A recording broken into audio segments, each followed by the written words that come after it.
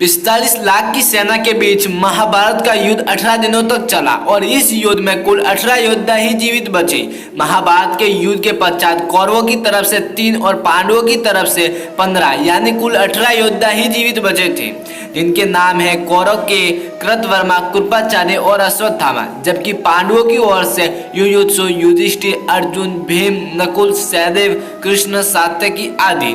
हालांकि इतिहास के कुछ पन्नों के अनुसार महाभारत के युद्ध में 39,40,000 योद्धा मारे गए। अब आप सोचिए कि 6 करोड़ की आबादी में आधी तो महिलाएं होंगी, यानी कि करीब 2.5 करोड़ महिलाएं। अब बचे 2.5 करोड़ पुरुष, जिसमें से लाखों तो बच्चे होंगे। मतलब यह युद्ध बूढ़े और जवानों ने लड़ा था। उनमें से कुछ जवान तो उनके पुत्र ही थे, जिनको कोई पुत्र नहीं हुआ था। और कौरवों की ओर से दुर्योधन व उनके 99 भाई सहित भीष्म, द्रोणाचार्य, कर्ण, मद्रनरेश, शल्य, भूरिश्रवा, अलम्बुस, कलिंगराज, श्रुतायुध, शकुनी, भगदत्त, जयद्रथ, विंध्य, अनुविंध्य, काम्बोजराज, सुदक्षिण और ब्रंदल आदि और उनके पुत्र पौत्र युद्ध में शामिल थे, जो युद्ध में मारे गए। कौरव के कुल का नाश हो गया। कौरव वंश का एकमात्र युयुत्सु ही जीवित बचा। और पांडवों की ओर से अभिमन्यु, घटोत्कच, विराट, द्रुपद, धृष्टद्युम्न, शिखंडी, पांड्यराज, कुंतीभोज, उत्मोजा, सैव्य और अनुपराज, नील आदि सहित पांडवों के लगभग 50 पुत्र भी युद्ध में मारे गए थे। पांडव वंश में अर्जुन के पुत्र अभिमन्यु की पत्नी के उत्तरा के गर्भ में पल रहा उनका एकमात्र पुत्र बचा था, जिसे श्री कृष्ण ने बचाया था। इसका नाम परीक्षित था। पांडव पुत्र जीतने के बाद भी हार ही गए थे, क्योंकि फिर उनके पास कुछ भी नहीं बचा था। प्रत्येक पांडव के 10-10 पुत्र थे, लेकिन सभी मारे गए। और श्री कृष्ण की नारायणी सेना और कुछ यादव युद्ध में और बाद में गांधारी के श्राप के चलते आपसी युद्ध में श्री कृष्ण के कुल का नाश हो गया। कौरवों की मां गांधारी ने श्री कृष्ण को श्राप दे डाला कि जैसे मेरे बच्चों की इतनी दर्दनाक मौत हुई है, उसी तरह तुम्हारा यादव परिवार भी आपसी युद्ध में तड़प तड़प कर मारा जाएगा। और इस तरह हमने देखा कि इस युद्ध में कई पिता और पुत्रों ने एक साथ युद्ध में भाग लिया था, जिसके चलते 3 पीढ़ी एक साथ में खत्म हो गई थी। कौरवों और पांडवों के इस महामरण युद्ध में सिर्फ उनका ही वंश नष्ट नहीं हुआ था, भारतवर्ष के कई राज्यों के राजाओं का वंश और उनकी सेनाओं का भी नाश हो गया था। इस युद्ध में देश विदेश के लाखों राजाओं, महाराजाओं और सैनिकों ने भाग लिया था। अब हम जानते हैं कि किस तरह भारत बिखर गया था। आगे हमने जाना कि किस तरह 3 पीढ़ियां एक साथ में खत्म हो गई थी। ऐसे में लाखों महिलाएं भरी जवानी में विधवा हो गई थी। लाखों महिलाओं के समक्ष पुरुषों का संकट खड़ा हो गया था, अर्थात उनके विवाह के लिए पुरुषों का होना भी तो जरूरी है। यह सिर्फ अनुमान ही लगाया जा सकता है, अनुमान ज्ञात नहीं होता। लेकिन यह तय है कि इससे समाज में एक धर्म संकट की स्थिति खड़ी हो गई थी।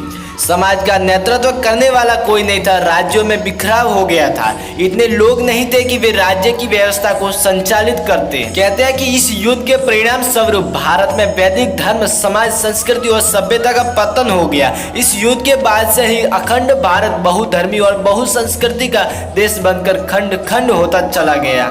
युद्ध के बाद युधिष्ठिर संपूर्ण भारतवर्ष के राजा तो बन गए, लेकिन सब कुछ खोकर। किसी भी पांडव में राजपाट करने की इच्छा नहीं रही थी। सभी को वैराग्य प्राप्त हो गया था।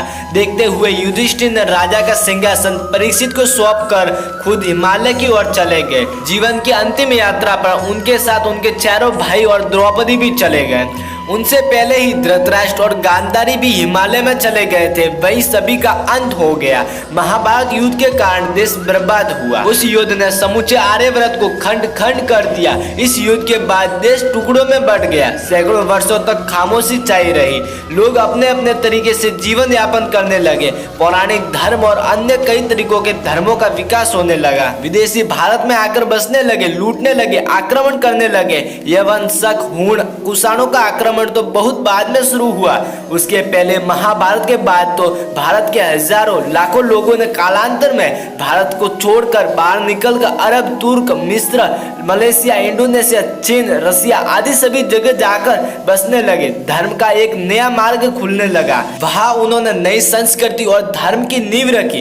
इस बात का वर्णन कोई नहीं करता है कि किस तरह जैन और हिंदू संतों ने अरब, यूरोप और रसिया में जाकर धर्म का प्रसार किया, जिसके चलते वहां कबीलों में जी रही मानव सभ्यता को ज्ञान की एक नई रोशनी मिली। और महाभारत के बाद धीरे धीरे धर्म का केंद्र तक्षशिला से हटकर मगध के पाटलिपुत्र में आ गया था, जो कि बाद में घातक सिद्ध हुआ।